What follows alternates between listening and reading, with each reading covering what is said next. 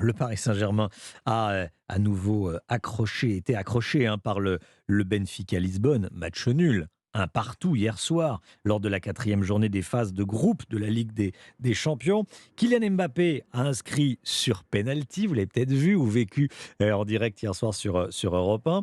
Il a inscrit sur penalty le seul but parisien. Pas de quoi faire oublier aux supporters parisiens les rumeurs de départ d'Mbappé. Elles courent, ces rumeurs.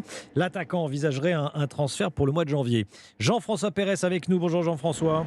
Bonjour Romain, bonjour à tous. Évidemment, chef du service des sports d'Europe 1. Bien au-delà de ce qui s'est passé sur le terrain, la journée d'hier, vous nous dites, va marquer l'histoire du PSG.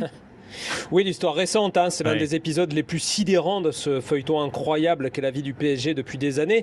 Pourquoi l'entourage très proche, très proche même du joueur, a-t-il choisi un jour de match important pour faire fuiter dans les médias, dont Europe 1, le mal-être de Kylian Mbappé? On peut penser à un énorme coup de pression, à une lutte de pouvoir au sein même du club. Vous savez que le contrat de Mbappé a été prolongé cet été, le joueur voulait partir, il est resté, et notamment parce que les dirigeants du PSG lui ont fait des promesses sur sa place dans l'équipe, dans le projet PSG. Des promesses qui n'auraient pas été tenues. Sentiment de trahison d'un côté, nous dit-on dans l'entourage du joueur. Et puis stupéfaction hier soir de l'entraîneur parisien, Christophe Galtier. Écoutez-le. Ce que je sais, rien. Je sais rien.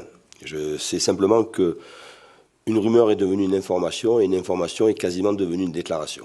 J'ai jamais eu vent de ce genre d'information ou de réflexion, de discussion, que ce soit avec Kylian mais aussi avec la direction du club. Et pourtant, le dossier Kylian Mbappé cristallise les tensions au sein de l'organigramme du PSG, particulièrement entre les deux conseillers sportifs, tous deux portugais d'ailleurs, Antero Henrique, l'homme du président Al Khelaifi, et puis Luis Campos, qui est proche de Mbappé. Leur relation aurait atteint un point de non-retour. Et puis Romain, 4 choses rapides, factuelles pour terminer.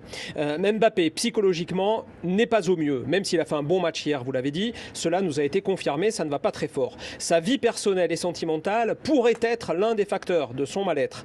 Côté PSG, hors de question de le voir partir cet hiver, il est sous contrat et ça ne changera pas. Et puis, évidemment, on ne peut s'empêcher d'être préoccupé pour l'équipe de France. À un mois de la Coupe du Monde au Qatar, vous savez qu'Mbappé en est l'un des atouts principaux.